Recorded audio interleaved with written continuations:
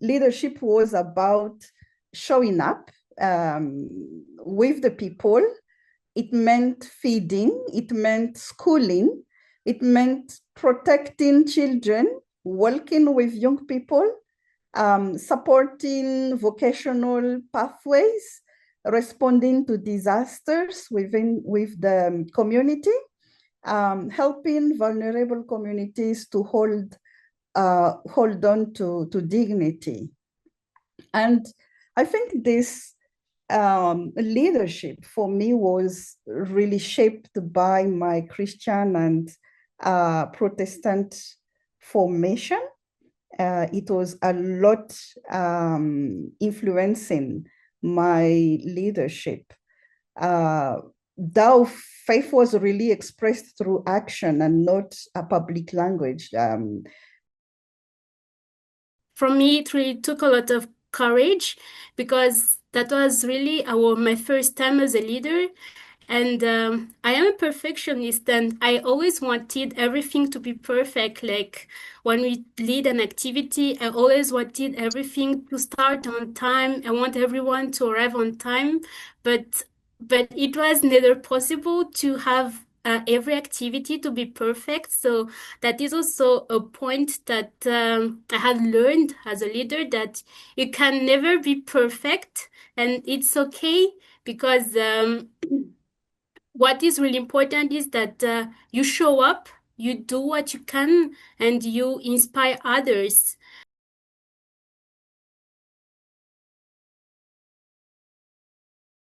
Welcome everyone to the Power Space podcast. This is a podcast that we launched last year. We've had a whole 1 year run, and we are really glad that you're here with us. And before we begin, I'd like to wish all of you ladies here with us and our listeners a happy International Women's Day. International Women's Day was celebrated yesterday around the world, and it's a very important day to recognize and celebrate the achievements of women, the contributions of women and girls all over the world. It's also a time to reflect on the progress that has been made and acknowledge that some challenges still exist. So today we'll recommit ourselves to building a more inclusive and a more equitable future. So that builds on our conversation today. And again, thank you for joining us for this special edition of the Women's Day Power Space podcast. So the title today will be Leading While the Ground is Shifting. And just to give a bit of background, across Africa right now, leadership is unfolding in a time of like economic pressure. There's a lot of social change, digital transformation, and it can be very challenging, especially for women. And rather than speaking about leadership in abstract terms the way we normally do, we are exploring what it feels like to lead in this particular moment, and how that experience may differ across different generations. So that is what we are going to be exploring today. So I may not have done full justice to everyone's introduction, so I'll invite each one of you to briefly introduce yourselves, share your name, where you're joining us from, and just a little about your leadership roles from when you were young to this point. So we can begin with the first person on my screen is Miss Ethiopia. Thank you very much, Lavin. So my name is Ethiopia Tlahon. I'm the Vice Board Chair for African Alliance, and currently I'm working for the Institute of International Education. I'm the head of IIE Sub-Saharan Africa in Ethiopia. I'm from Ethiopia, so my name is as well Ethiopia. Happy International Women's Day for everyone who is participating in this panel, as well as to our audiences. So what is the next question you asked, Lavin? So tell us a little bit about your leadership roles from the first time you stepped into leadership in whichever role. Yeah. Okay.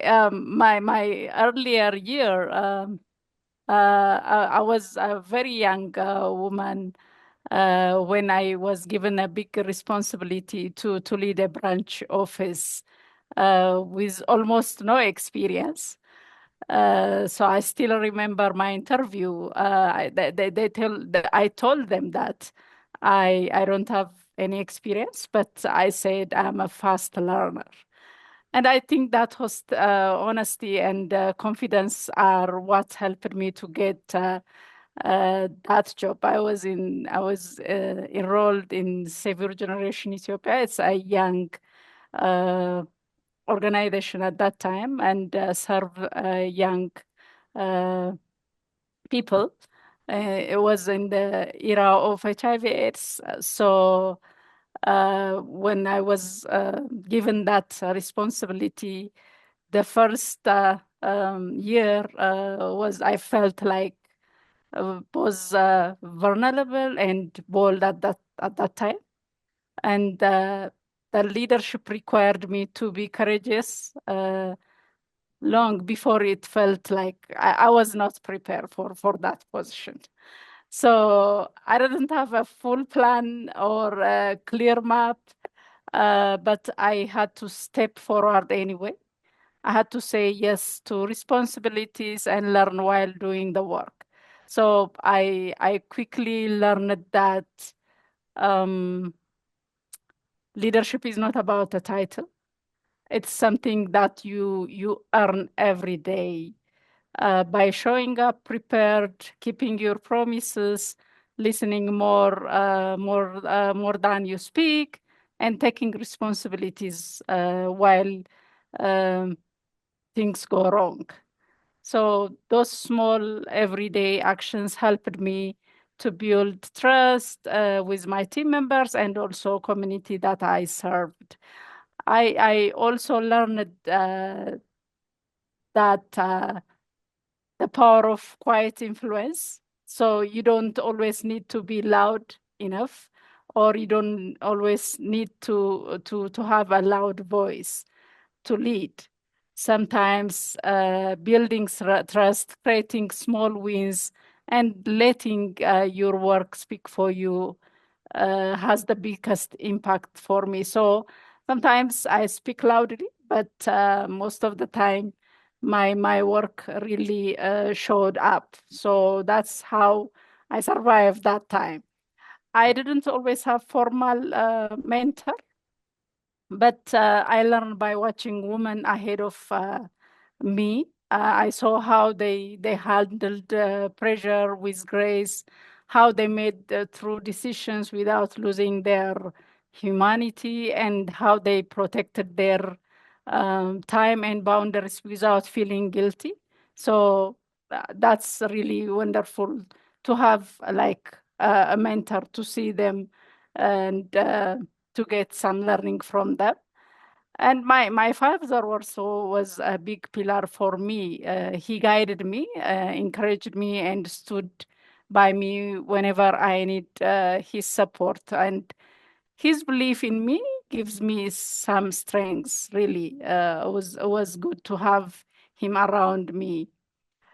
So those early years taught me that leadership is both a skill and also a character that you build it slowly, one choice, one thing at a time. And you have to be intentional enough. You have to be bold enough, and you have to stay true to who you are. Then you'll learn gradually. You'll be there for sure. So that's how I remember my leadership journey. Thank you. Thank you, Ethiopia. I love that you've said, I love you said something about the power of influence, and I think that is something that is very strong, but in this current world, it is very underrated. So thank you for that. And okay, just to build up on what you've said, you started as your first leadership role. You were a very young girl, and now you're the vice president in the board at the Africa Alliance. You're the head of Institute of Education. Yeah. So you've really taken up so many other leadership roles since then when you were younger. Maybe you can tell us about just quickly those different leadership roles that you've taken up since that little young girl was thrown into that Yeah, stage. yeah, it was a journey, by the way. Like after I you know did the first career in Save Your Generation, then I joined the Institute of International Education as a program officer. And then because I showed myself and my commitment to the work that I'm doing in all aspects of the work and the task that's given to me. So that's very important, like showing what you have to do, what you have done, uh, is very important in the leadership journey. So uh, the first the program officer task was very demanding. So I have to move and have a field work. So I have to do that work without saying no. So it was really a burden for me, and also it really you know cost me a lot sometimes. Yeah. But for me, my values become my anchor. I have these values that I said it's very important for me. So I have this value of integrity, caring, collaboration, and fairness. So I held into integrity because even when I didn't have an answer, I could still be honest and transparent. I lead on caring, making sure people felt seen and supported, even when the times went tough. I collaborate with people. I guided myself with collaboration because I knew that I couldn't lead alone. So I needed the team. So I work closely with team members. And Yeah. I showed that my leadership is in a right way with the community, the partners that I work with. And also I do everything with fairness to help me make a balanced decision, respectable decision, especially when resources were limited or tension were high. So these values helped me to grow step by step from program coordinator to program manager, and then from program manager to country director, and from country director to a regional representative in my current position. So it really a growth stage for me. Like it's not like a one time shift, but I grow up in those positions. So I think for me, integrity, collaboration, fairness, and caring is the one that anchor my leadership, and I lead with those values. So that's what I can say. Thank you. Okay, thank you so much, Ethiopia. Thank you for that wonderful insight into your growth. So I'll just now take it to the next person, Miss Esther Ngweni. Maybe you can just tell us your name, where you're joining us from, and a little bit about your leadership roles from when you were young. Happy International Women's Day for those who are watching and the panel. My name is Esther Angweni. I'm talking from Nairobi, Kenya, where I reside. Now, about my journey as a leader, As a young girl in primary, I remember being a class monitor. They used to call us a class monitor. Most of the time was to make sure the class is quiet. And I remember we used to write names, sincerely writing the noisemakers.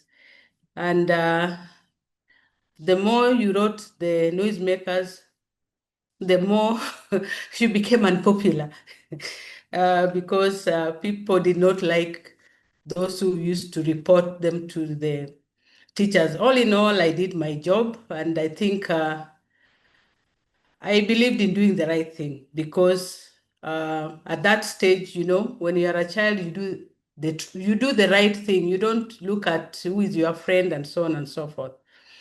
In high school, I also took a leadership role. I was a games teacher, not teacher, I was a games captain. I was very good in games. I used to play volleyball and basket and volleyball and netball. So I was a games captain, a role which I played very well. And I think I was in a mixed school in O level, and it was not easy because at that stage the girls are a bit older, and some of them don't want to be pushed. But after talking to them, some understood and they took the role of getting into games, and some of them discovered talent in that. Together with that, I went to college. After college, I became a teacher, where I became a class teacher in my first school, a boys' school. I was teaching Swahili. And I remember the area where I was teaching Swahili was not very popular with Swahili.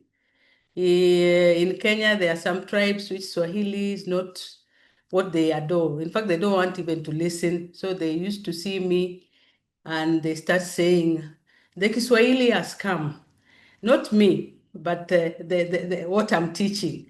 But still, I used to take it very positively. And eventually, they ended up passing because of the attitude, which I did not really take much of what they were saying, but I did my part to make sure that they understood and passed their exams. Later on, I was transferred to Nairobi, where I came to another school in Eastlands, and this school, I found students who are also not very settled. It was a mixed school. And a mixed school, there are many things that happen. There are relationships, there are students sometimes who don't want to do their work. But I was a very young girl. In fact, I had not gotten even my first baby, and some of the students were my age mates. They could challenge me, but I could really soften down and tell them why education is important. And at the end of it all, many of them settled. About 5 years ago, the very boys whom I started with came to see me in my home to thank me for having nurtured them and mentored them and assured them that there is life after school if they worked hard. Some of them are doctors, whom I'm proud of. Some of them are artists.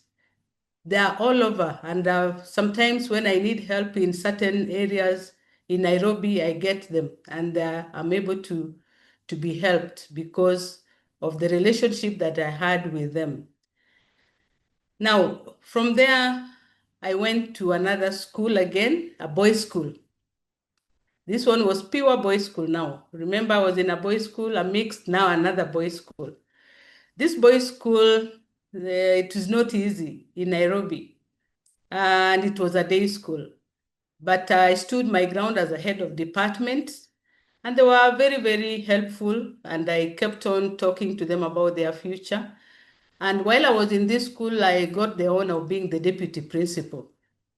I remember the outgoing deputy told me, madam, here you don't talk with soft voice. For the boys to hear you, make sure you have a loud voice.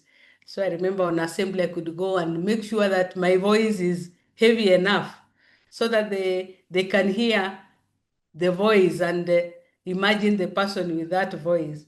So I went through that school also with that leadership of a deputy head teacher usually is a disciplinarian, and usually they are not popular with students.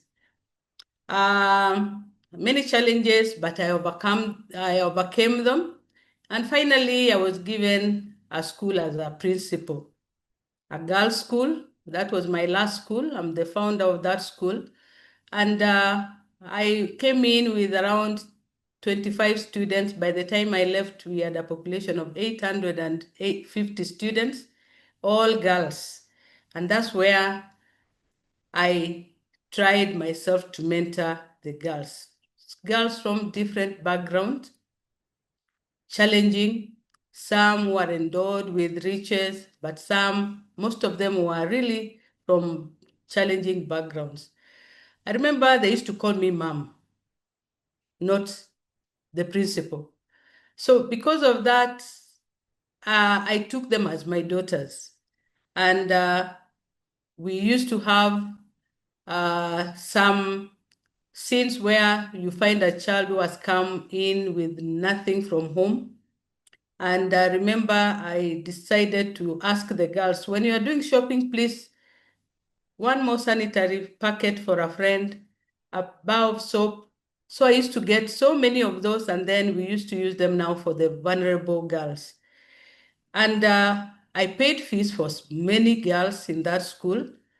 I stayed with many in my place because they did not have a place to go, or where they were going, life was very challenging, or they were being mistreated. And I made my house a safe space for them. And as I talk now, these girls have finished school, some are in colleges, some are working, and some became teachers because of me. And that one makes me happy that I mentored some girls, because not many students would like to be teachers. They tell you they want to be engineers, they want to be pilots, lawyers, and so on. But because of the way we used to coordinate with them, plus my teachers who used to really assist in making sure that the girls who have challenges don't look at themselves as nobody. We assured them that with education, everything is possible. And through that, we were able to mentor so many girls, and they were able to work hard. And as I talk now, I know of a situation where many of my girls are doing very well, and we are still in touch. As I retired, I thought I was going to rest. I came into my retirement home and I found many women who also needed leadership. Now, currently, I am in charge of a center where very many women come. We have what we call a merry-go-round, or what in Kenya we call chama, where women come together and they contribute money and they borrow from each other, they make interest, or they do projects together. And at the end of it all, they all benefit, so that every person does not feel that they don't belong or they don't have. We encourage them, we talk to them on how to start their own project to supplement their spouses and to take their children to school, to avoid traditionals which are degradatory to them. And it has worked. As I talk to you now, in this morning, I was in one of the meetings, and they are doing well. You can see women are saving a lot. At the end of the year, we have what we call an AGM, and people are giving dividends, and they're able to have money in their pocket, unlike what people think that is only the men who have money. They are really empowered because of what we are doing in the ground. So that's where I am, and that's what I'm doing currently. Thank you. Thank you, Esther. And you also play a crucial role in our board as well. Thank you. Yes. We all agree that teachers play a very crucial role in our lives in shaping the society, and we've all passed through teachers, and we really appreciate what you do for us. So thank you, Esther, and I'll pass it over to Nirina and then Nali. Thank you. Thank you very much, Lavin. Happy Women's Day, everyone. Happy Women's Day, particularly to those who are in the panel. My name is Lantoni Rina Rakutmalal, and I am currently the General Secretary of the Africa Alliance of YMCAs. As a background, actually, I am a theologian, and I studied management, specialized in financial management. Because of this background, there was a time I was having different caps, wearing different caps in terms of leadership. I was leading churches, but I was also leading the YMCA. So I think it is fair if I only speak about my YMCA leadership journey here. My leadership journey in the YMCA began in Madagascar, actually, in the early 2000s. It was in a context of, poverty, fragility, instability, were really a daily reality. It was not an abstract idea. And at that time, leadership meant staying close to the people and responding to the practical, into a practical way, responding to the needs. It required actually a lot of credibility in the communities we were serving. It was also requiring a lot of patience with, fragile systems, and patience, and also translating conviction into practical service. As I said, I was leading in Madagascar in that time, in a context marked by deep poverty, recurring socio-political instability, a very limited institutional and digital infrastructure. So really, leadership was about showing up with the people. It meant feeding, it meant schooling, it meant protecting children, working with young people, supporting vocational pathways, responding to disasters with the community, helping vulnerable communities to hold on to dignity. And I think this leadership for me was really shaped by my Christian and Protestant formation. It was a lot influencing my leadership. Though faith was really expressed through action and not a public language, particularly within the YMCA. I was preaching at church, but not at the YMCA. At the YMCA, it was really about, embodying that faith with actions. And in theology, my field was missiology and social ethics. So I think it was really helping in doing this service. Now, 20 years later, because I served in Madagascar in the early 2000s, and I was the only one female NGS, by the way, when I was joining the Madagascar YMCA as the NGS.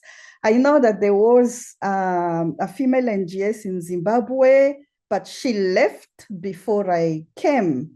And I think it was only like 5 or 6 years later than another lady came to join the YMCA as an NGS, female NGS in Zambia. I think it was like 6 years later.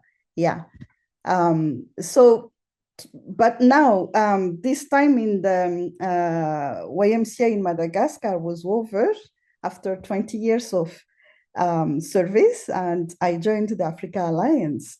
And what is very different is that I'm no longer really involved with, within direct services to people.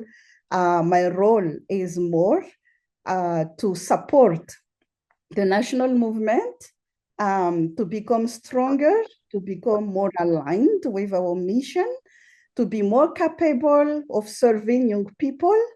In many ways, it's the same, but let's say at a different level. The same mission, the same orientation, but a different concrete action from myself. So allow me to pause there, Lavin, and back to you. Thank you, Nirina. From a theologian to where you are right now, I think you tried to separate the YMCA from your theological background, but I think the Christian identity is a very strong point of the YMCA, and I think it really shaped a big part of your role as a leader in the YMCA. And 20 plus years is a very long time. So congratulations for that. All right. Thank you, Nirina. I'll quickly now go to Nali. Thank you, Lavin, for giving me the floor, and happy International Women's Rights Day to all of us here.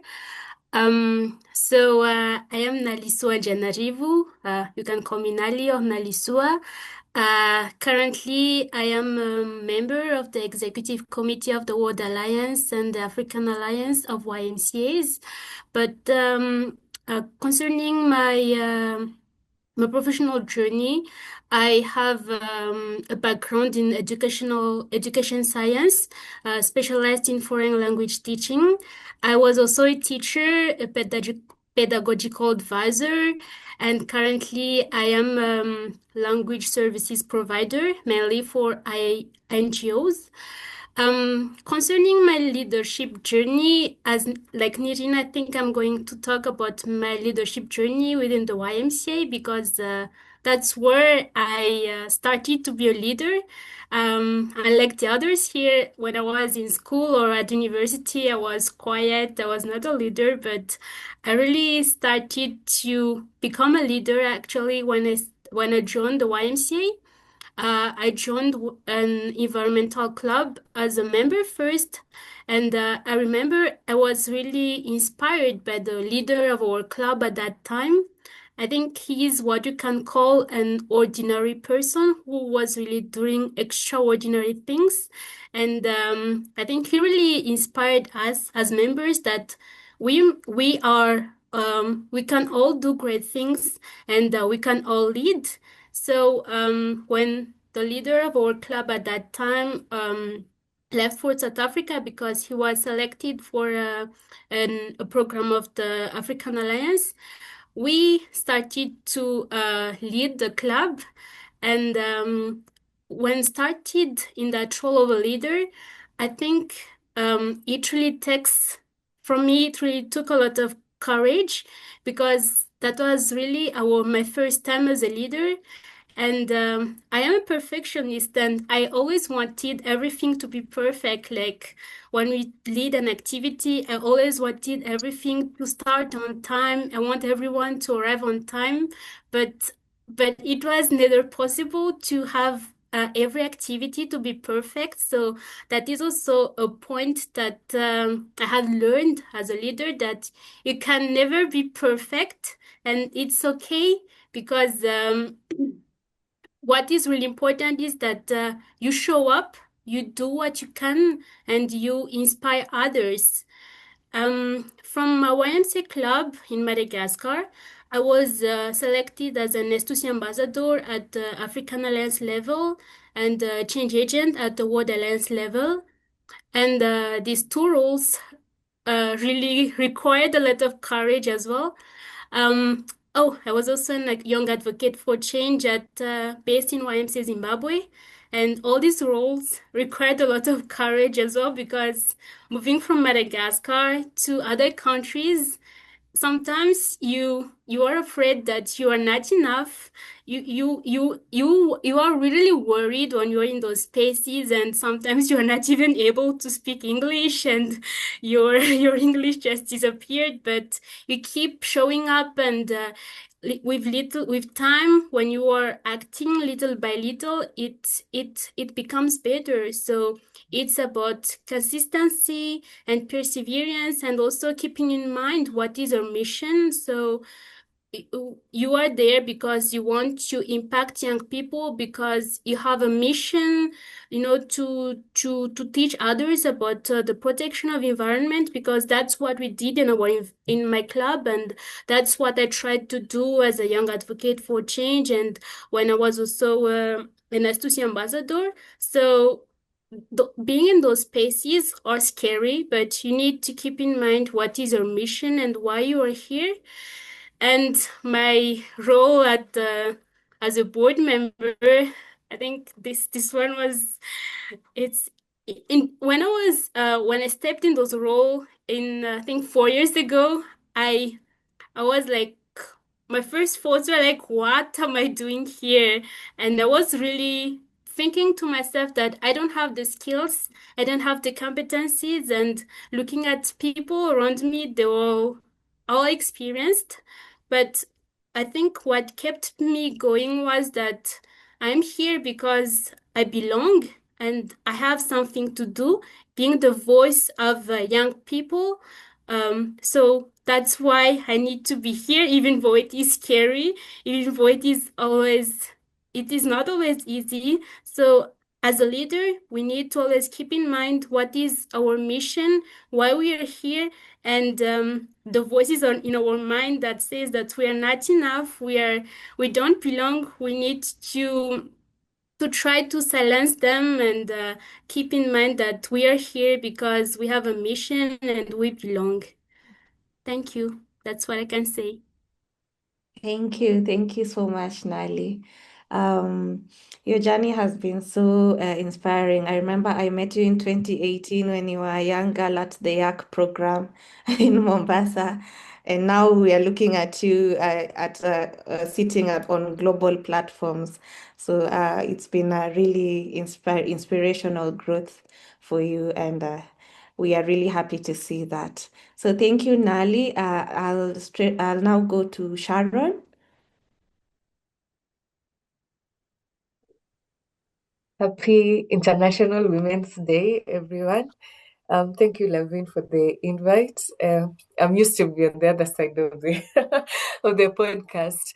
I'm Sharon Owino, a board member at Kenya YMCA, and I'm an advocate professionally.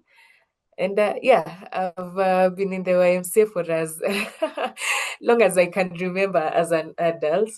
And I was just reflecting on my leadership journey. And I think it is at the YMCA that I was first ever called a leader. That is the space I was called a leader.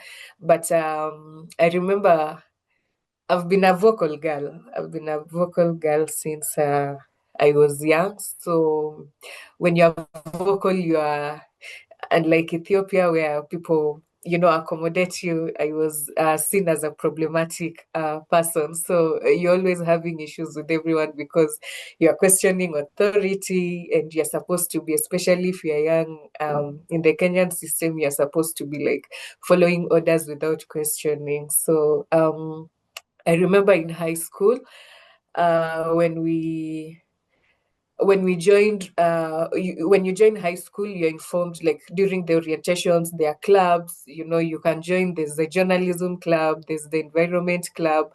So everyone had like their own clubs that they were interested in. But then I always wanted to be a lawyer. So I was like, where's the law club in this school, Because it was an interesting time during the 2010 constitution. So like a lot of legal issues were subject of discussion in the country. So I mean, I was interested in them. And when I got to school, I thought we were going to learn about like the constitution, what is happening, and the changes that are going to come up like after we had the new constitution. So I was questioning like everyone, where's the legal club? But then nobody knew about the law club. So I kept pushing, and joining a club was mandatory. So I was like, I don't have a club because you people don't have the law club that I want to join. But then again, it became problematic. So every time people break for their clubs, you don't have anywhere to go. And I insist, like, I can't go to an environment club because not like I'm not interested, but that is something I was not passionate about. Eventually one of the teachers had me, and he called me and he asked like, what do you want to do in that law club, and how do you want to have it? But then when I was being vocal about having a law club, I didn't even know what a club is supposed to do. I didn't know the structures. I didn't know anything. All I knew is I wanted a club. At the end of the day, after several discussions with the teacher, after the consultations, we were able to build our own club. I became the first club leader in my Form 1, because most of the club leaders were like in Form 4. So when club leaders were meeting, I was like a small girl in the in the meeting room when you have to reintroduce yourself because these other people are famous, their clubs are like known, everybody, they have like a name to them.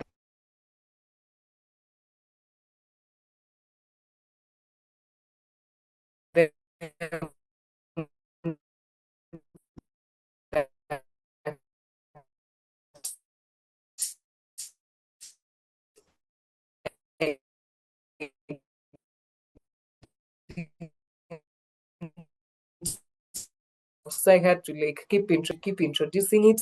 There are just little resources that are located. You could be told, is my internet okay?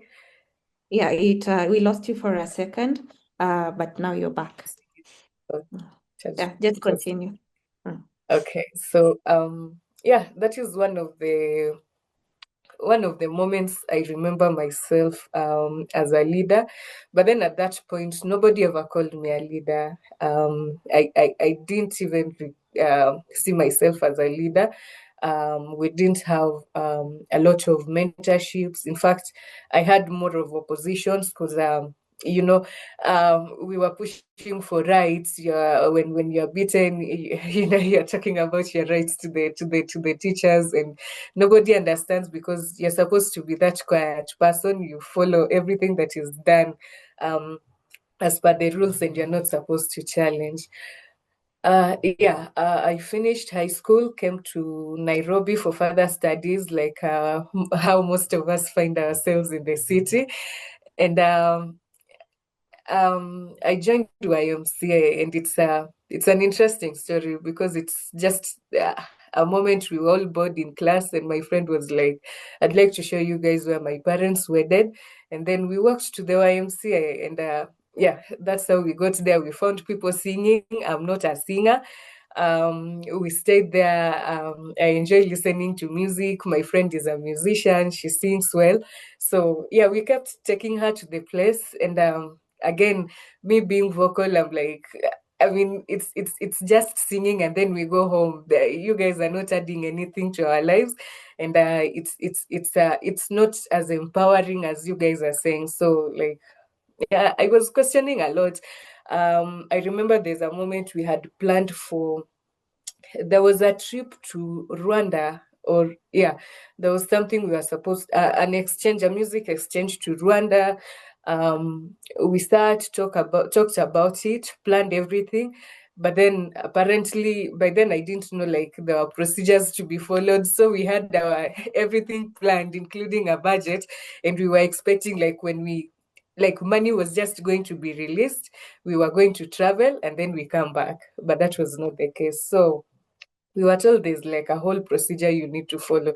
And that is the point I started now understanding like YMCA and its structures, what it is yeah, basically the structures, who you need to talk to, how you need to communicate for you to get what you're supposed to be getting. So yeah, it's I think at that point where a meeting was called by our NGS, and we were told that they were calling the leaders. So we go, we sit with the NGS, and he's like, I'm with the young leaders and everything, and it was very strange to be called a leader, basically. Yeah. From there, I think that was in 2017. 2018, I got selected for the Young Advocates for Change program. I was with Nali and Zim. Yeah, it was a very strange place again to be, especially at the orientation in Uganda. You think, you're the only youth organization. You think you're the only youth organization in the country that is empowering young people, and then you go to Uganda and you meet like thousands of young people, and they're all doing great things. Like, everyone is introducing themselves with great titles, and all you know is you're a member of the Y and you have been sent for an exchange program. That is all you know. So it became a little, it was an awakening moment. Like, these are the things young people are doing in their countries. So when we got to Zim, again, that is, I think, where I got like my first actual mentor safely, because it was easy to, she was, let's say, motherly. You're used to fighting with people for you to get what you want, but then this is someone who is calling you to her office. You sit, you discuss, this is what we are going to do, and then you implement, and then you come and report to her. And I think it was an interesting journey. We had our fights at some moments, but then, yeah, a lot of it was more of mentorship, and a lot of permission, which again I was not used to. You go, you plan your things, you come, you tell her, you're given the budget, you're sent, you're given the support, you're asked what you need and all that. And yeah, we finished our YAC. Again, we joined S2C, we joined Change Agent, and right now we are serving at the at the Kenya board. Yeah, I'd like to end it there. Thank you, Lavin. Thank you so much, Sharon. Nali and Sharon is a brand on its own. You should think about trademarking it. Yeah, but thank you, Sharon. In Kenya, they say lawyers are the most problematic people in this country. But hey, we love you guys because you are the ones who advocate for the rest of us. So thank you for that, Sharon. And finally, we'll now go to Nora. Thank you so much, Lavin. Happy International Women's Day to everyone watching and everyone who's joined us. My name is Nora Chabu. I am the National Youth President for Zambia YMCA. So to go back to the question of how my leadership journey started at a tender age, I think growing up, I was more of a girl who was more vested into science, biological sciences. And when it comes to leadership, I think I misunderstood it. I thought if you want natural sciences and so I was supposed to go to leadership in relation to politics or civic engagement. But then with time, that was in my high school. When they appoint me, can you be the prefect or so? I would always, decline. And I think probably there was no proper mentorship. You think like, oh, if I take up leadership roles, I'll start failing, my grades will go down. But later on, I came to realize how leadership was in all facets. And it was in 2017, actually 2015, when my school chose me as the president for junior engineers, technician, and scientist. I was working with young people, yes, who loved science and who loved math. And I think it was at this point that's when I realized there's more to leadership. It's not inclined to maybe social sciences or that. As long as you're working with humanity, you have to show that leadership aspect. And later on, I think I kind of moved and went to participate in the national elections. That's junior president. So it's the young people, you behave like you're presidents and so. And I remember out of the 164 candidates who were contesting in that year, my party came out second. So I later realized, like, actually, there's this part of me which can, participate in leadership or lead other young people. And later on, in 2017, my school chose me as the head girl. So I was leading a group of about 1,300 young people, and all were girls because I went at an all-girls school. So from there, and it was a military school. So most of my teachers were soldiers, and so I learned a lot, especially when it came to discipline.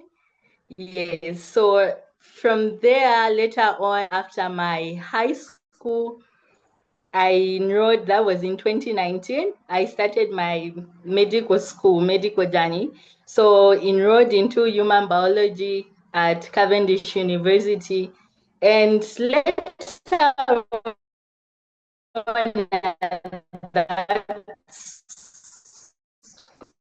because I've also been a person who are interested in young people's mental health and children's mental health. So while I was at the school, I was advocating, yes, for mental health and health generally. Later on, and it was something that wasn't so friendly. I think especially school, university politics here, they are so much male dominated. Very few females like would participate. And I remember the time I was contesting, some guys will even be like, I can never have a female president. Like, what's that? Because in the whole history of my university, like, they've never had a female president. So even when I say that I'm going to contest, there are some who would doubt your abilities. And the fact that at times you will be like on the introvert side, they think like, oh, she won't be able to compete. But by God's grace, I think having supportive teams, friends, and influencing also the other students, I managed and became the first female president ever at Cavendish University, Zambia. And later on, I think after that, it motivated a lot of young people. I still look forward to seeing another female president, but later on, at least we had another vice president who was female. So I just came to realize, like, to just because I love sciences and so. And later on in my clinical years, I came to realize that leadership is far much beyond just as we are advocates of our patients. Medicine is not just confined to the IV lines, the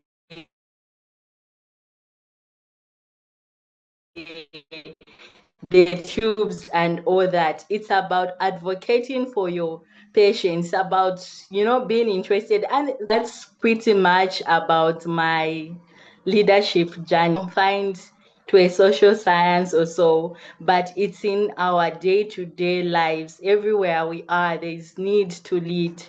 Yeah. Thank you. And then maybe just to add on, I'm a final year medical student studying Bachelor of Medicine, and to be a doctor in the next 3 months. Thank you.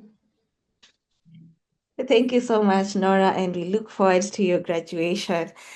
Just listening to everyone, I feel like the YMCA has a great wealth of, people wealth, if that's a thing, because we have environmentalists here, we have doctors, we have lawyers, we have educators.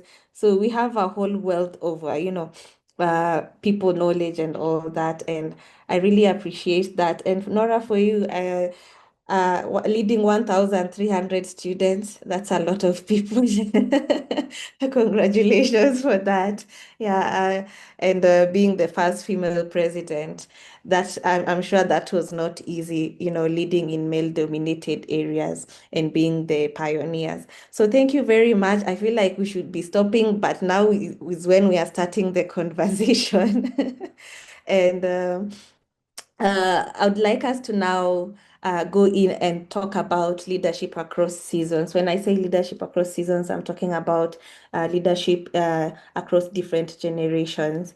And I would like to, look first, we can look at the earlier generations from our experienced leaders. And just to throw it back to Nirina, when you reflect on your leadership years, please share with us what leadership required of you and what uncertainties shaped your journey up to now. Thank you, Lavin, for your questions. Leadership is always demanding. That is my belief. Whatever the season is, whatever the generations are, leadership is always quite demanding by nature. So if I can compare, I think in my earlier years, leadership required really, presence. As I said earlier, it was requiring a lot of, credibility within the communities. It was requiring a lot of patience as you are trying to deliver within a very fragile system, within, imperfect or not perfect systems and infrastructures. It was requiring a lot of discipline to really translate what you want to do with, what you are actually offering as service. So while this context was marked really by deep poverty and recurring socio-political instability, a lot of demands from people who look at the YMCA at the time as the provider, a charity organization. It was then demanding a lot of availability of budget, availability of goods that you would share. Very practical, very practical.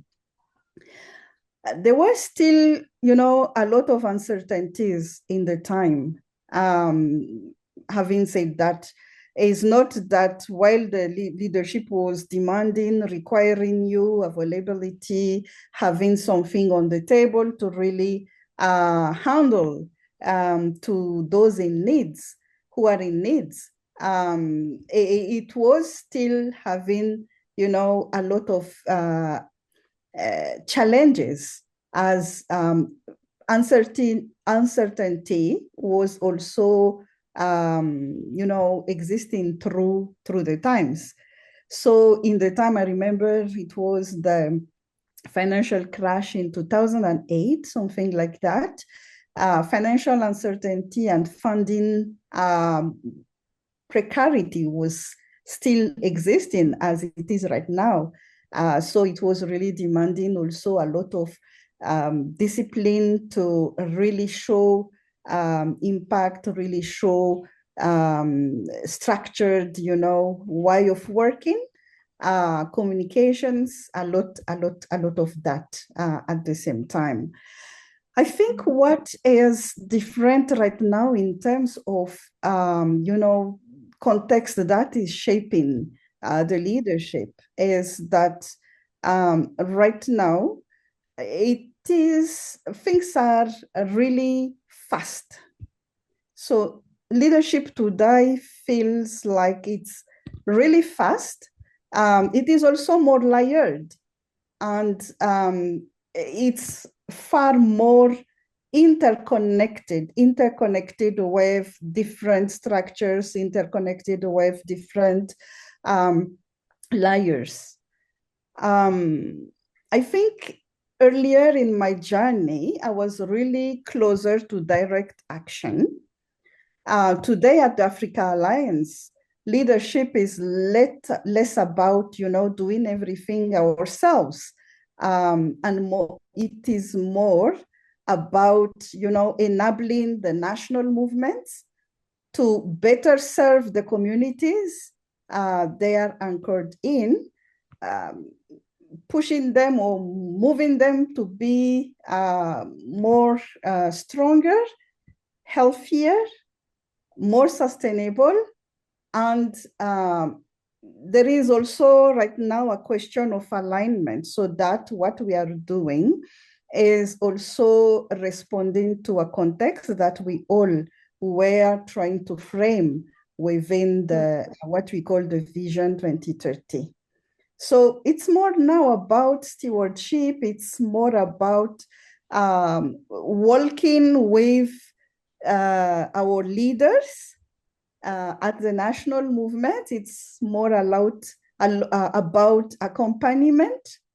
We are talking about strategic alignment. We are talking about institution buildings, something like that.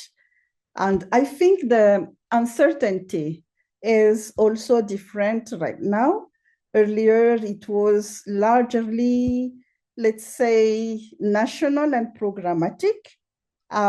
Today is, much more financial. Something happens elsewhere, that immediately your budget scenario will change. So it's more demanding in that way. It's more in a context where digital is ruling everywhere. So for the people like us, we were used to only call digital to be connecting with emails. Some of the software you are using, some of the, internet connectivity. Right now, it's much more demanding you to really understand what is artificial intelligence. Doing with your work, with your life. How do you use it in a more efficient way? How do you protect it? There is a lot of, protection and data protection and identity protections. There is a lot of question of security. So it has changed, and it has really required, I think, a lot of effort at personal level. For leaders. I'm curious to hear also what our colleagues in the platform now are feeling, but these are the changes and the demands, the new demands that are shaping our leadership right now.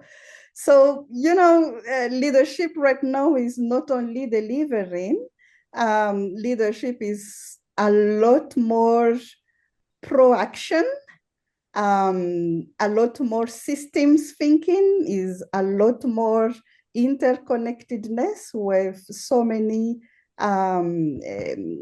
things at the same time. Yeah. So let me pause there, Lavin. I can go further and further with that. Thank you, Nirina. And I don't know if maybe Ethiopia and Esther, do you share the same sentiments as Nirina? Do Yes. you resonate with her realities from back in the day and now? Yes, well, as Nerina said, leadership is demanding, and it really requires who you choose to be. Leadership requires courage, the courage to make decisions without having any answers. Leadership requires humility, the willingness to listen, to learn, and to allow other ideas to shape directions. It really needs consistency. You have to be consistent enough. And also you have to be, you have to know yourself. Self-awareness is very important as well. Knowing your strengths, your blind spots, and your impact also on people. It really requires emotional maturity. Leadership really requires a relationship as well, because you work with people. You, especially in YMCA, you work with young people. You work with young people like Nali, Sharon, and others. You know, it really needs a relationship with these young people, and you cannot do anything alone. So relationship really has, a value on your leadership. It really requires to have a vision and discipline as well. You have to see. You must be able to see beyond the moment. We have like a vision 2030. That's our aspiration. That's why what we really want to achieve in 2030. So, and discipline is very important. So to think long term and stay committed, even when progress is slow, is very important. Um, Leadership requires a value, because values are very important to anchor your vision. So without integrity, leadership loses its foundation. So it's very important to have that. Without empathy, leadership loses its humanity. Fairness and other values are very important here. So, I mean, for me, leadership is very important, and to stand in uncertainty, to stay grounded in purpose, and to bring others with you toward the future. It's very important that you have to have those values and other components of leadership. So for me, uncertainty really shaped as much as mentors ever could, because in my earlier year of leadership, there was instability, funding shift, policy change, priority moved over time, and the time there was a real conflict in the country, a deep instability around me. So I learned very quickly that I couldn't depend on one perfect plan. So the leadership that I have demanded me to think different scenarios, to hold multiple options in my hand, staying flexible and keep my team motivated and my community engaged. The pressure was huge, but it didn't break me, and it really helped me to grow fast as a leader. Uncertainty is not something that lives only in the past, yeah, because you said in the past, but it's here now. Here we are living in it. We are seeing it in our politics. We are seeing in our institution, in our economy. There is a funding shift. There is a reality shift. So we are living on it. So, and one of the most defining moments of uncertainty in my leadership is the journey come during my time in YMCA. As you all know, I was in prison while serving a president of YMCA.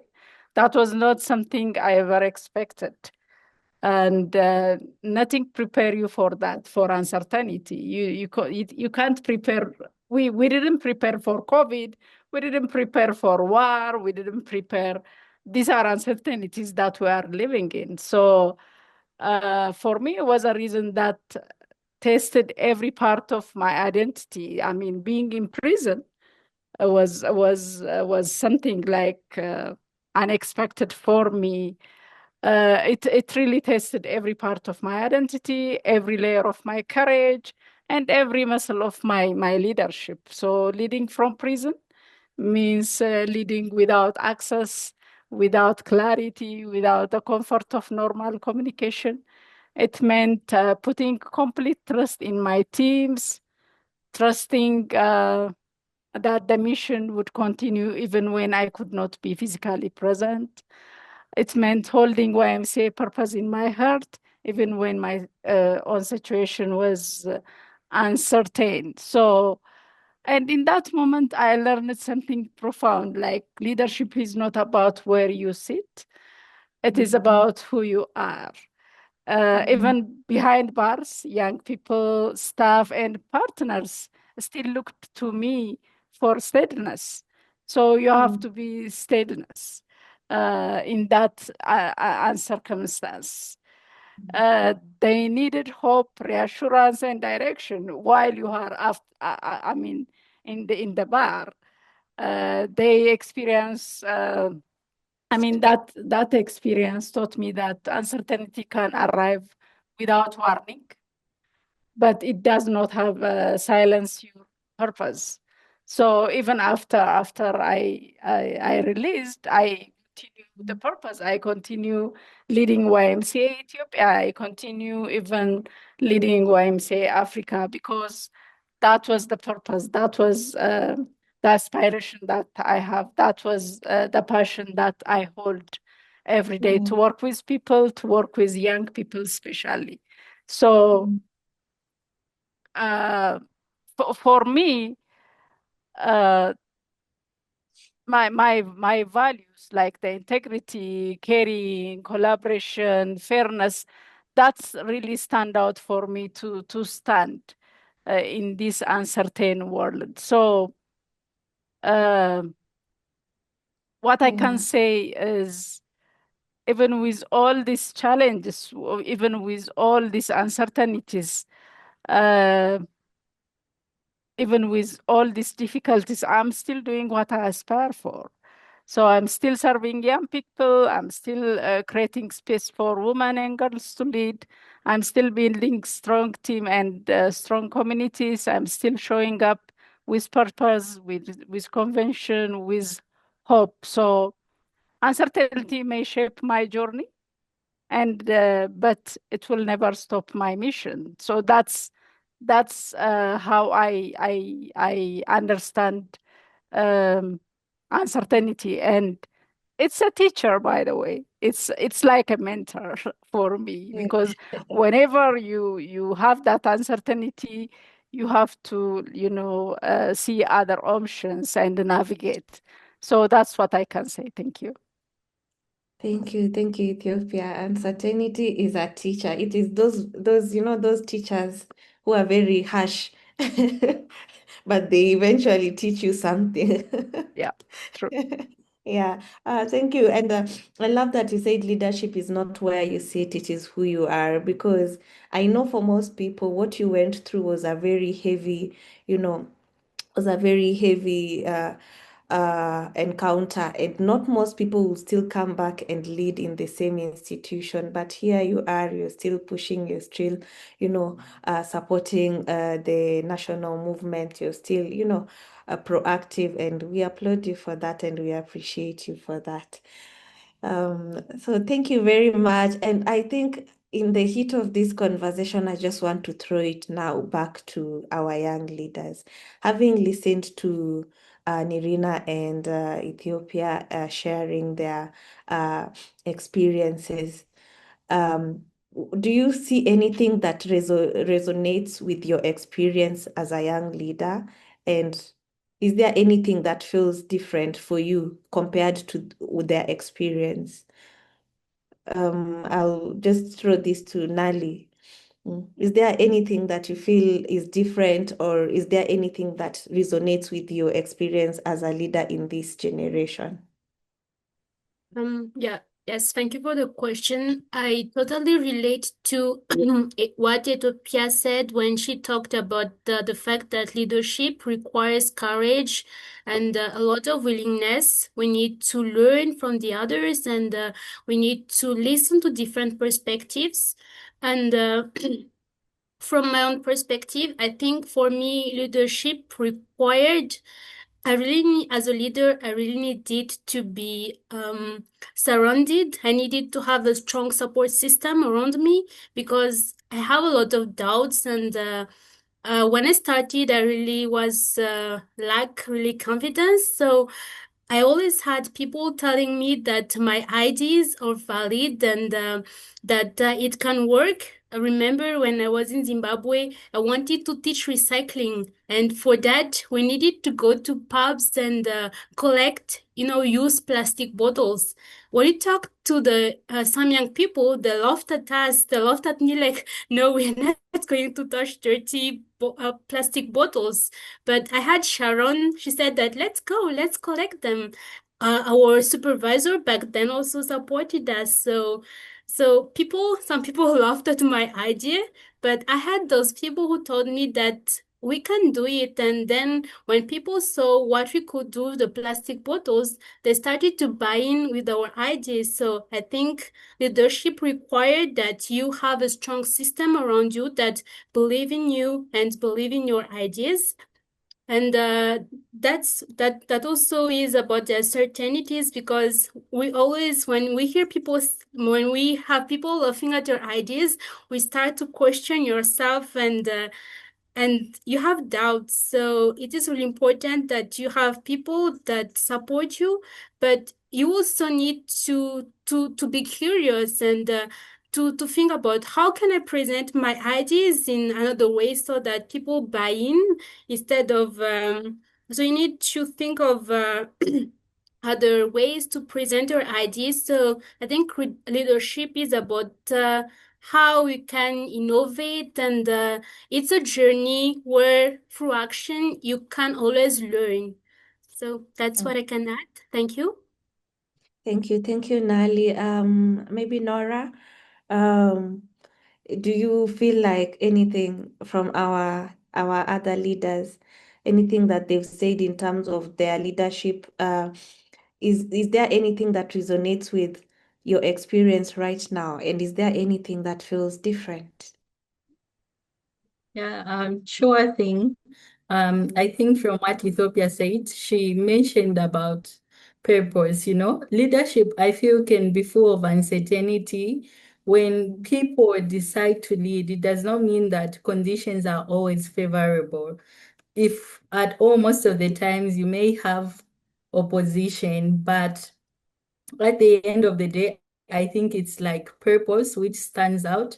You know why you are serving. It's like, it's a service. I take it like it's ministry on its own leadership. So I think it's because of purpose. That's the only fuel which you have at the end of the day, like to motivate you or to encourage you, to pick up like the role of leadership. Otherwise, uncertainties are always there as we lead, but what the fuel that will keep us going is realizing our purpose, and we serve that purpose through serving others.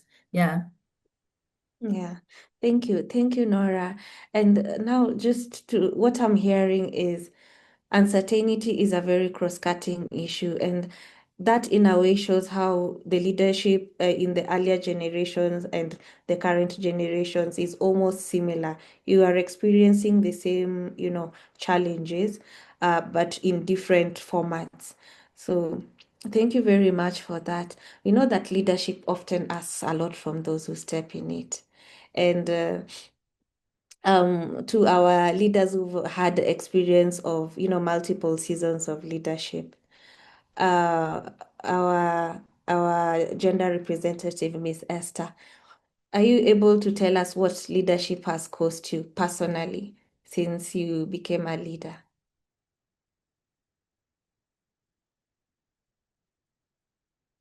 Sorry, Esther, you're muted.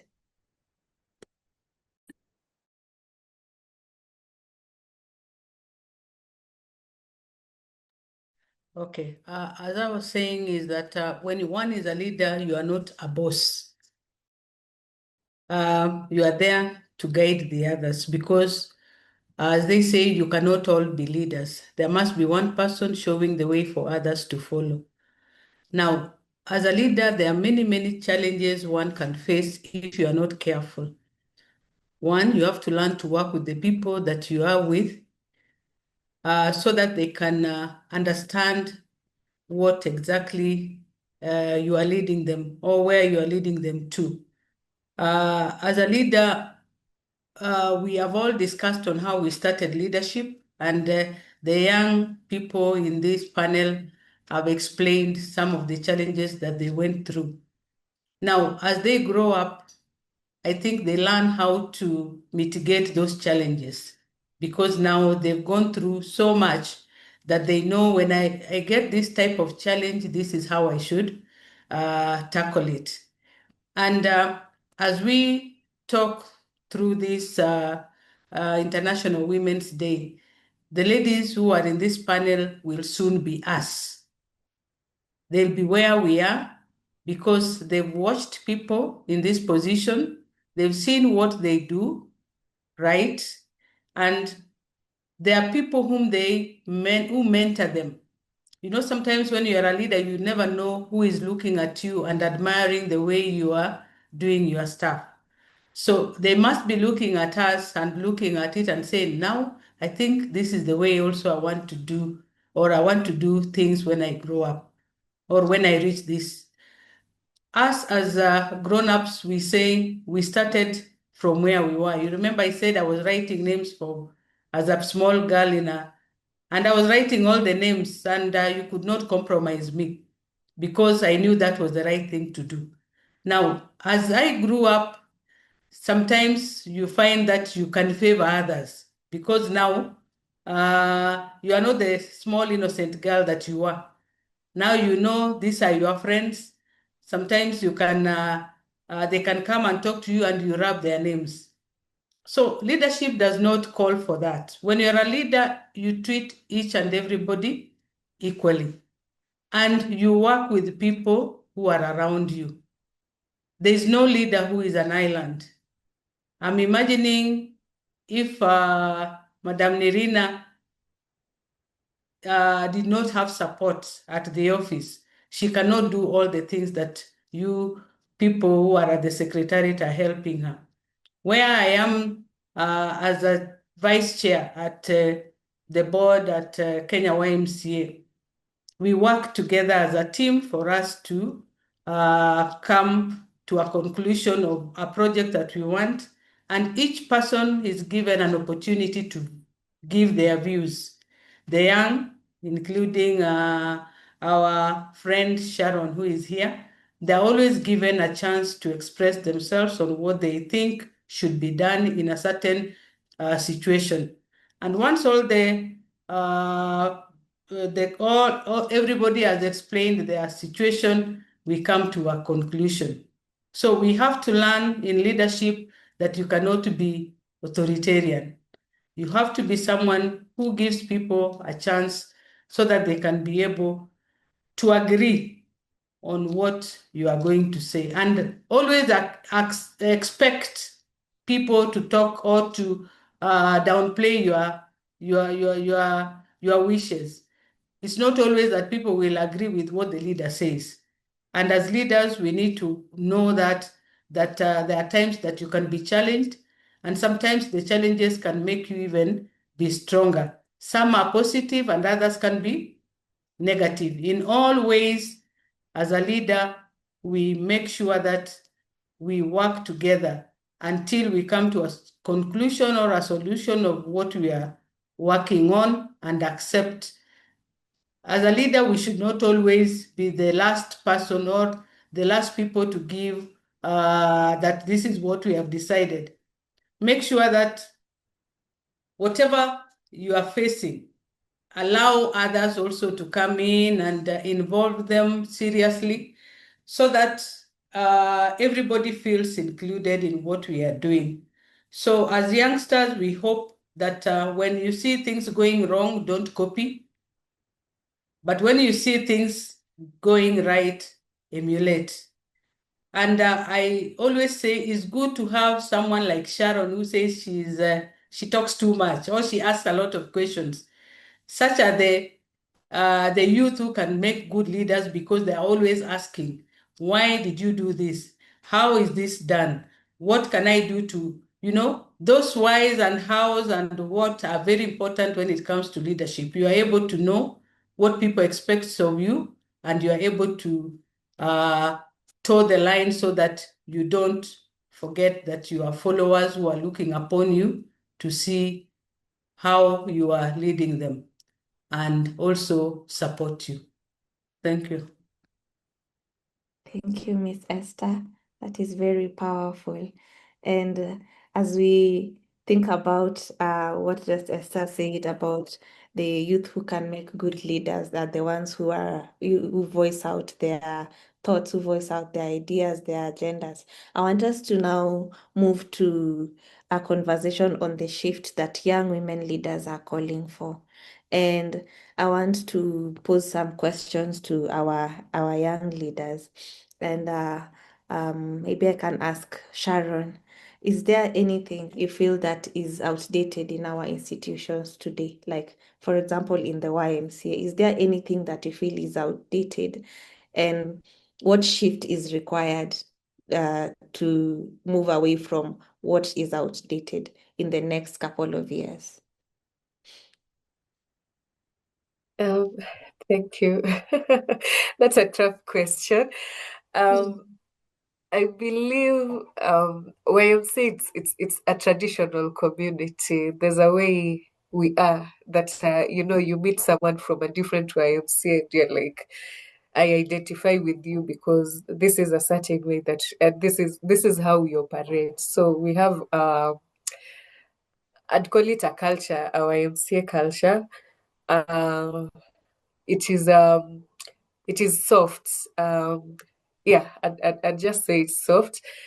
And I'll give an example of 2024 in Kenya when young people were in the streets and we were rioting and we were calling leaders accountable.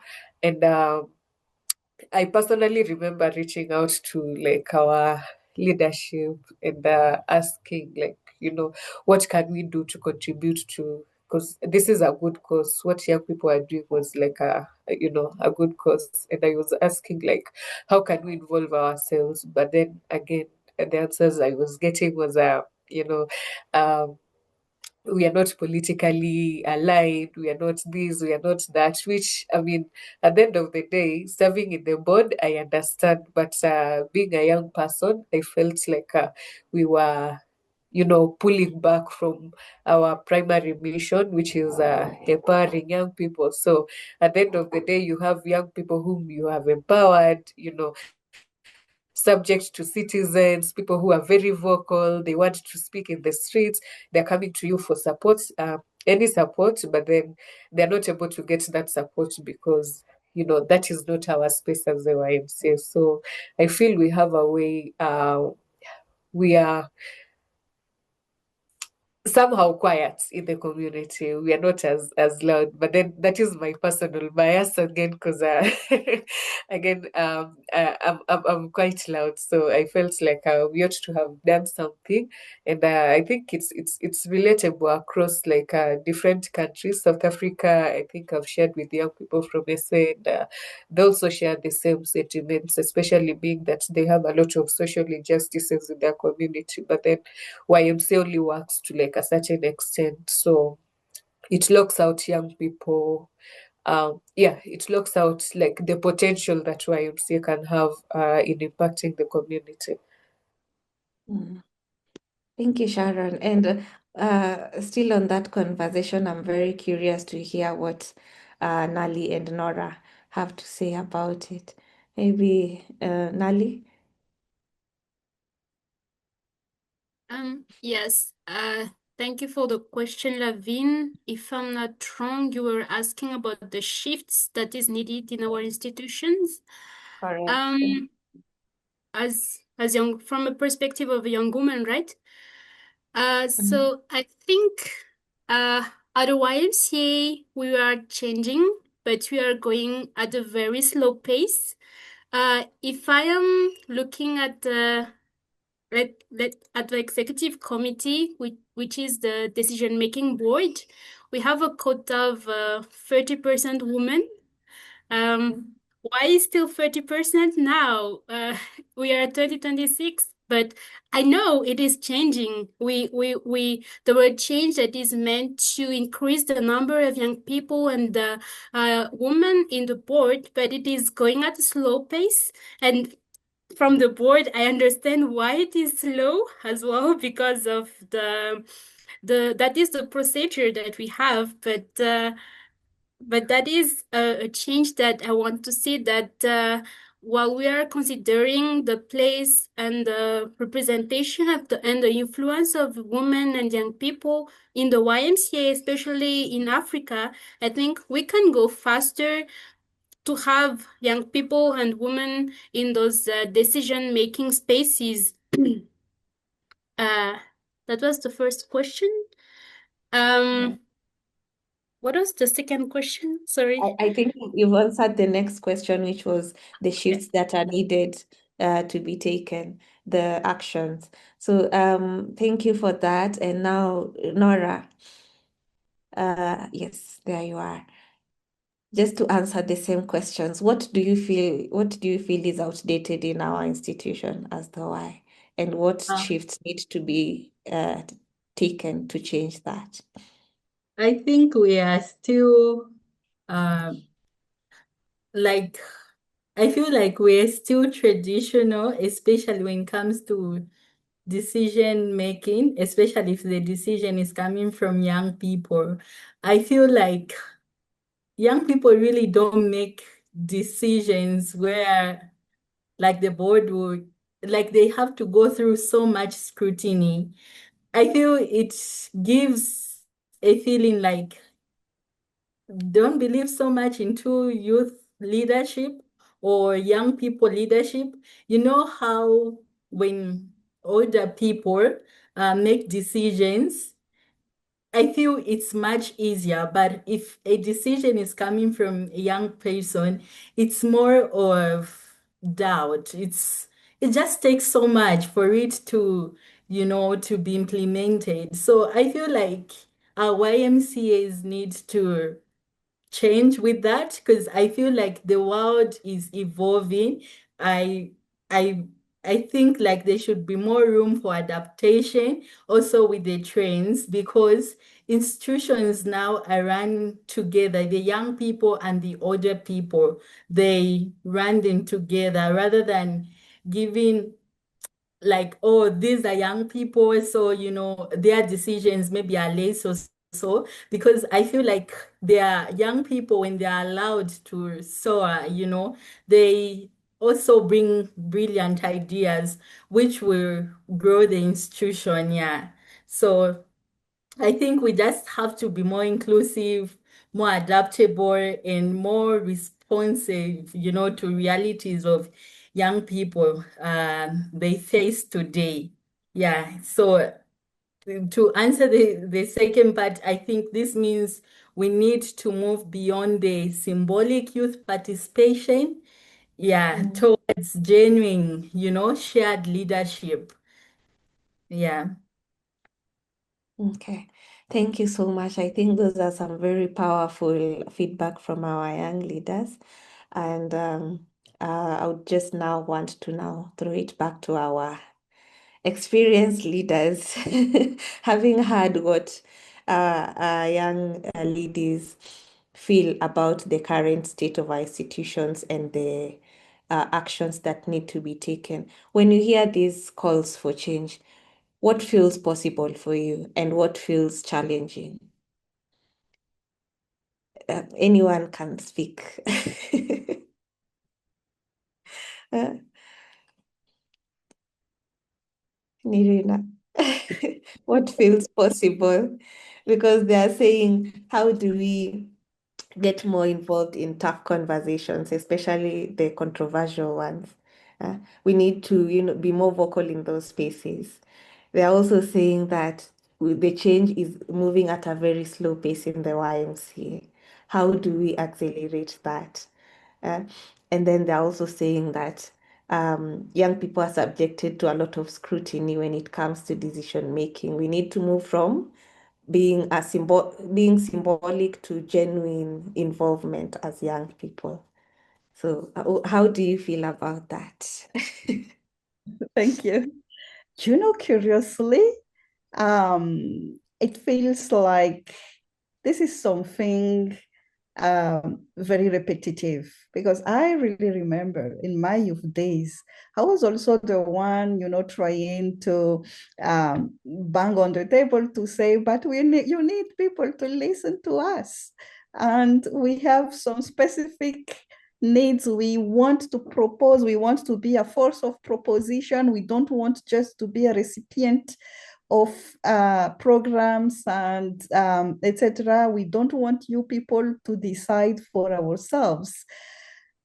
And I think through my journey within the Africa Alliance, I also have seen that quite repetitive. I just remember like it was yesterday, the conversations in the 2019 General Assembly in South Africa, where young people really shown like, if we are needed in this organization, please let us really be included in what you are saying. So yes, I think what you young ladies, leaders are talking about is something very true. We do not want to be at all, defensive in that. And if it is repetitive since our young days, since up to now, I think there is something that really must to be done. And looking at a broader level, I think what we must do is, protect, as the institution, we must protect purpose. We must protect dignity. We must protect and continue to have ethical courage. And we have also to really make sure we have this intergenerational trust to be intact. So I think we are in the very same line in that view. What change is the context, how it appears in the context. And what I can do, and again, something that we really need to recognize is that any institution that is not listening to the younger voices are institutions who are going to die. And I don't think the YMCA want to die. The YMCA really wants to move with the young people. So I really hear from what you say that we need to accelerate the pace, which is really resonating with me. Accelerate the pace in making those changes reality.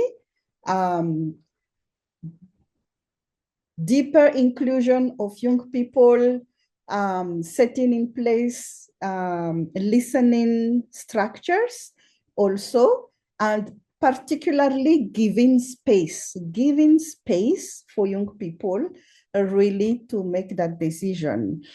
Power Space was really intended to that. It is slower than we were hoping, but I think there is still room and chance to also improve that. I really see from what you have said, from the symbolic inclusion, for young people. And when you are putting that in terms of number or in terms of quota in the decision-making structure, then it really feels like it is symbolic. What we want to have in place is a real, interaction with the young leaders, real power also from the young leaders. So there is a lot to do, and we want to recognize that. We want also to open the conversation with young leaders. How can we make it faster? How can we also make it deeper? I think from different layers of leadership, layers of structure, how could we make it really systematic? I think young people have really the voice to also shape that change that we want. Otherwise, we are just going to, always say the same thing, because this saying, like, let us be the change we want to be, was also when I was 20. He was there, but still we are talking the same thing. We are requesting the same inclusion. We are also still trying to make things, make those realities, make it faster, yet we are still there. There is, you have raised the question of culture, and I think that's where we really need to make a lot of effort and be very intentional in changing the cultures. We are talking about agility so many times. How can we really make those changes in an agile way, having our young people, our young leaders are really part of the decision, and not even just the conversation, but really the decision. So please allow me to stop there or pause there. Again, I don't think we need to be defensive on that. We really acknowledge what you have said, and the responsibility actually to make it happen also belongs to all of us. And to, the role that we have is now to really make sure the conditions to make it happen is also changed. Yeah, thank you. Thank you, Nirina. Miss Ethiopia, Miss Esther, do you have anything to add on? Yeah, I really hear them. I mean, I understand where they come from, and we're not defensive enough. That's a truth. And they really are asking a space where their voice genuinely shaped directions, not a space where they are simply informed about choices that were made without them. So, and honestly, really, about how power is shared in YMCA and other institutions worldwide. I mean, too often young women are invited to join committees, task force, or leadership groups, but the invitation does not come with real authority, and their ideas welcomed, but the power to act on those ideas is limited. Most of the time, this is what's happening. So this is not always intentional, I know, but this is an outdated a routine that we have been doing for such a long time. So we have to shift that I mean that outdated action and interventions, especially for YMCA. YMCA is serving young people. YMCA is serving young women leaders like Sharon, like Nali, like Nora. So we have to empower them. We have to uplift them and create opportunity for them. what they really asking is simple, and it's more trust, more space, more transparency, more shared leadership, more action, and more room to shape the future they will inherit. So we have to give that space to them. So I hear. Okay, I think she is having internet connection issues, so maybe we'll just go to Miss Esther.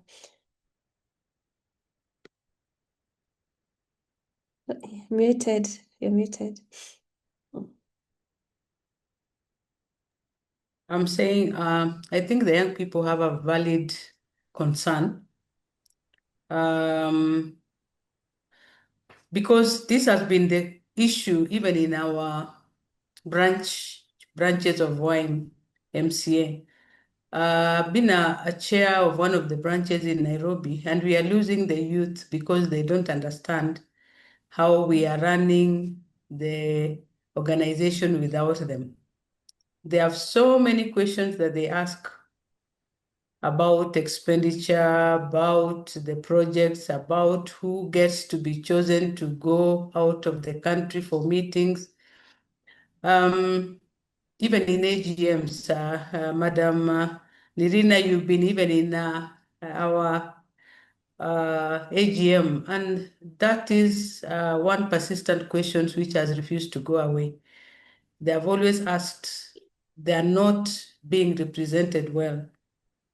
Now, if I can add to that also, I feel that also women are in the same boat. We are not really being represented well. In the board of the African Alliance, we are only 3. And I feel we are too few to represent others. Now, when you look at the youth now, they're even fewer. So it's something, Madam Mirina, we need to look at on a serious note and see how to get out of this quagmire so that the youth feel that they are part of it. We are getting our youth not registering as members or renewing because they feel that they are not part of the YMCA because they are being disregarded. So I think at your higher level, Madam Nirina, is good for us to know how the upper officers can help in this situation in Africa. I don't know what happens in Europe, but in Africa, our youth are feeling that they're being left out. The problem is some of them misunderstand the organization and they think it's a charitable organization. They want scholarship. If it's not there, they back off. They want to be sponsored for some projects. If you tell them it's not possible, there is something that is not well with our youth, and we need to bring them back on board. I have a funny suggestion. That's mine.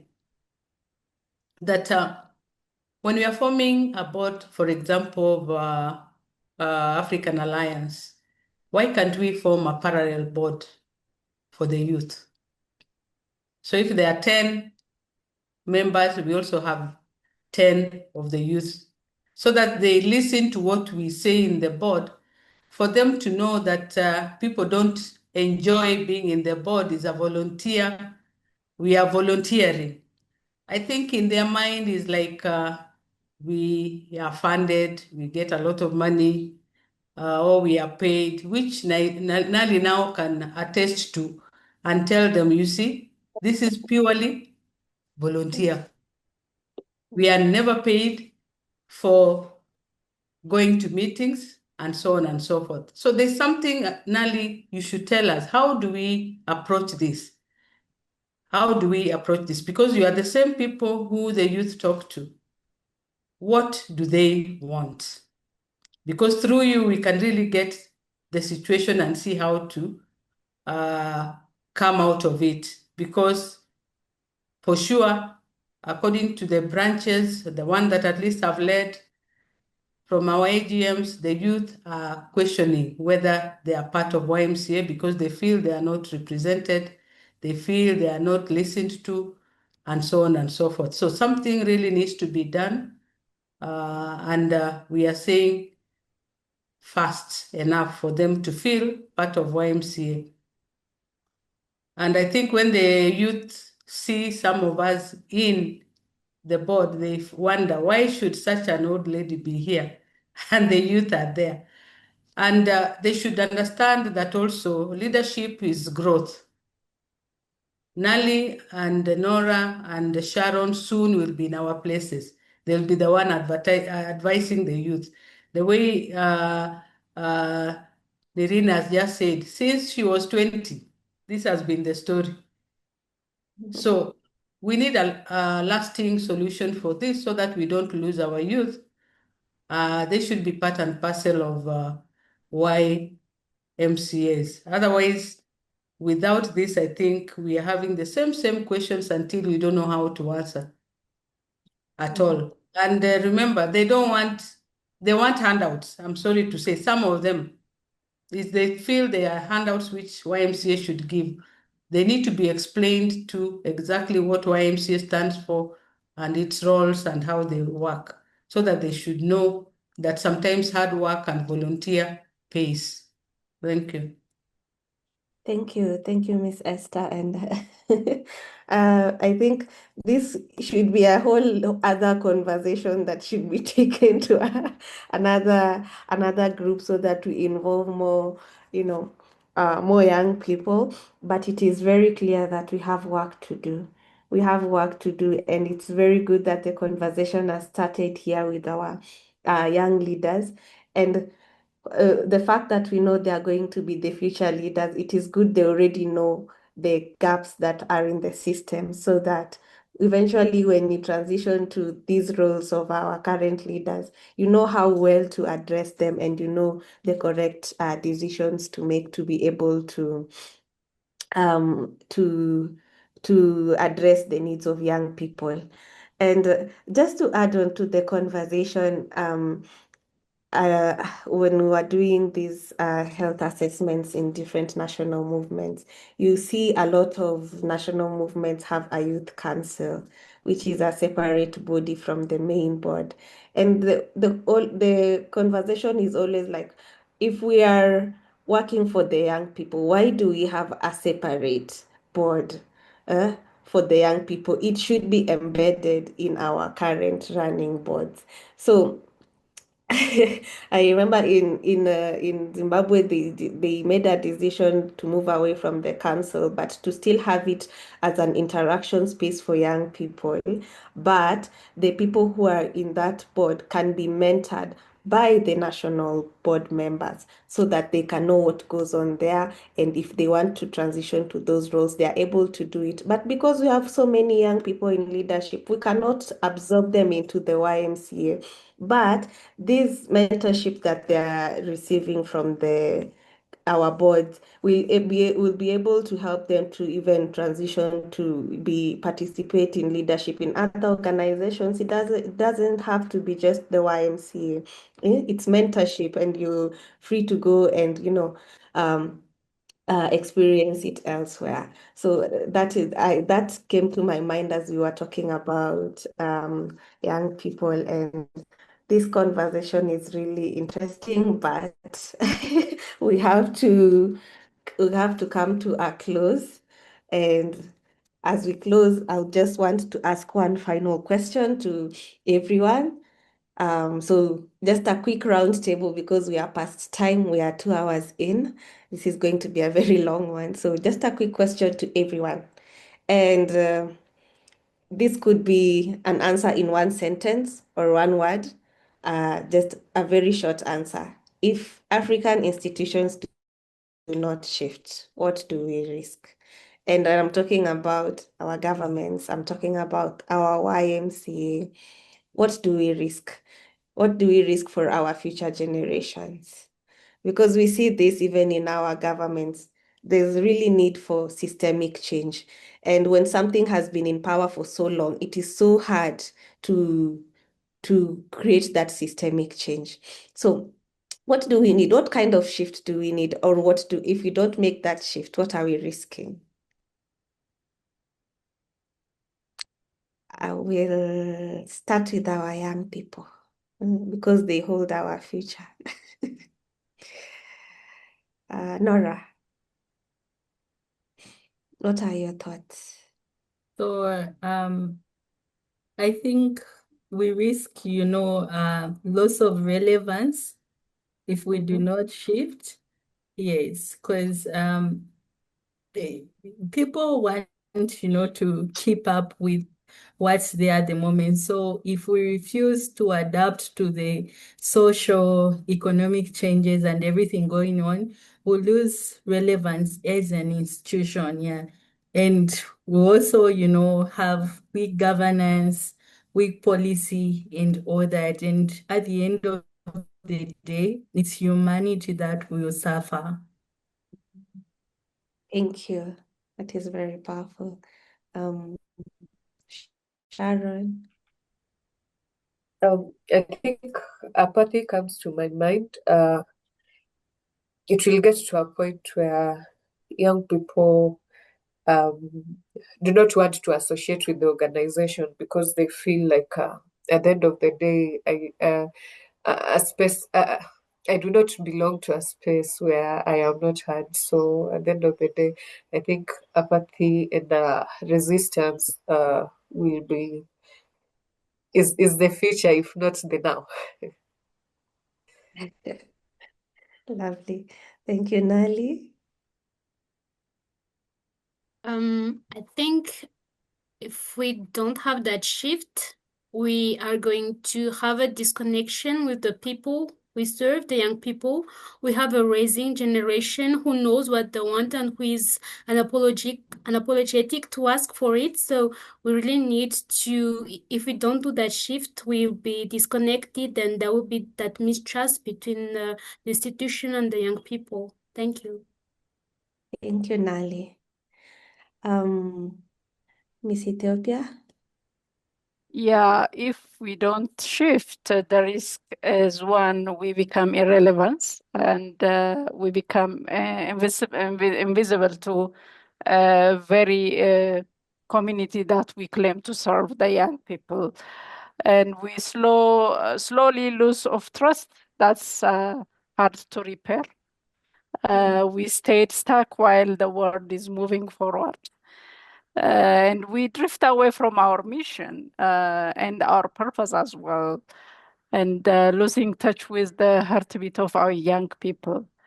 And also, we risk losing our talent, credibility, and the future we say we want to build. So that's what I can say. Lovely, thank you. And Esther?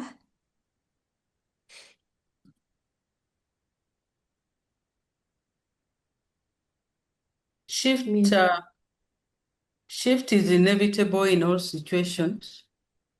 And those who don't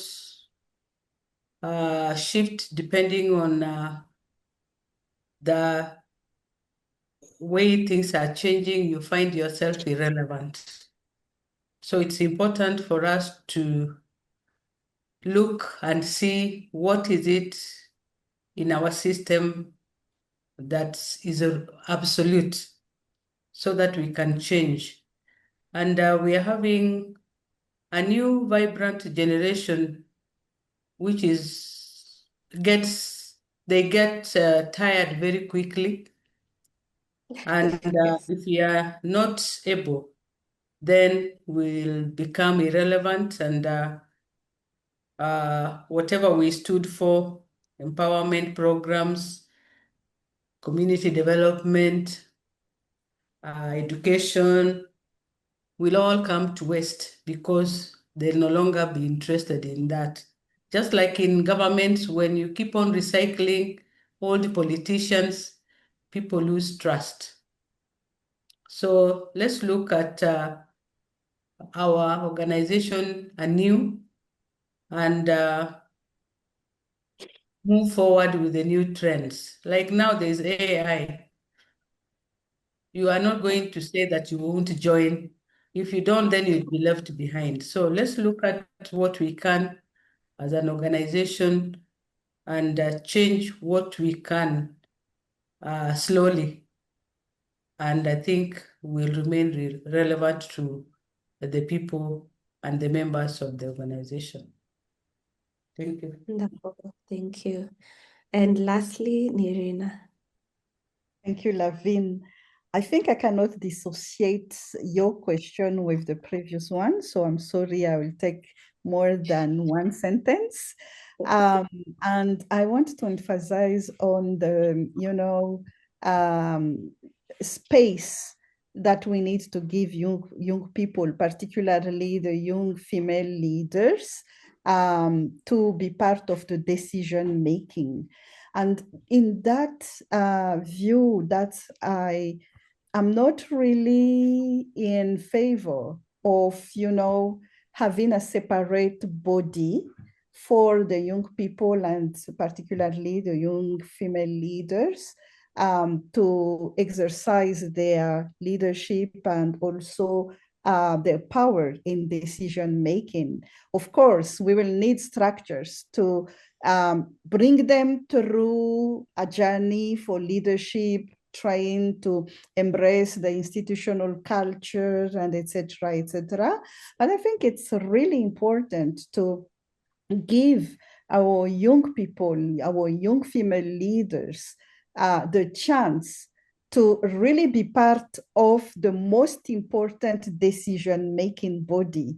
And that's either the executive committee, either the World Council, either the General Assemblies, whatever the length of that decision-making body is, I think they need to be really part of the decisions.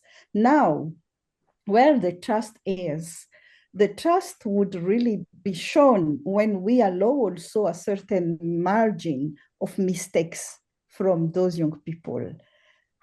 By the way, who did not make mistakes and who are paying the cost of the mistakes of previous leaders, either it is from governments, either from institutions, associations, organizations, etc. I think everyone has that part of responsibility to also lead with, as you are leading with uncertainty, you don't have the response. You might make some mistakes. And I think the space for empowerment is really to allow that space for young people to also be entrusted despite, certain mistakes in making decisions, bear the collective responsibility within that. That way, we are really forging the leadership capacity for those young people. We are really allowing a learning journey for our young leaders. And I think this is so important for me, and I didn't want to lose it. So I'm sorry for the time I took in responding. Now, what will happen if we don't do that? But simply, we are just losing our raison d'etre. We are here for purpose, and we are going to lose even that purpose if we are not going those shifts. So making the shifts is not only to make it intentionally, but also to accelerate it, because we are in an era where acceleration is really important. So thank you, and sorry that I take too much time, but I couldn't miss to share that. Thank you. Lavin, before Yes. you conclude, I just want to share one thing that once a young woman said during a leadership workshop. She looked at me and she said, we're not asking for a seat at a table so we can sit quietly. We are asking for a seat so we can help build the table. So let's build a table together with these young people. So that's what I really want to say. Thank you. Oh, that is powerful. Thank you. We are asking for a seat so we can help build the table. Thank you all so much. This has been a very insightful conversation. And I appreciate all of you for being open, for being honest, for your wisdom, for your leadership. This has been wonderful. If the ground is shifting, the question is not whether change will come, but how intentionally we choose to move with it. So we must be very intentional to shift with the ground. So again, once again, thank you very much and happy International Women's Day. Thank you. Thank you. Bye. Thank you. Thank, Bye. thank you. Bye. Bye. Thank you. Bye.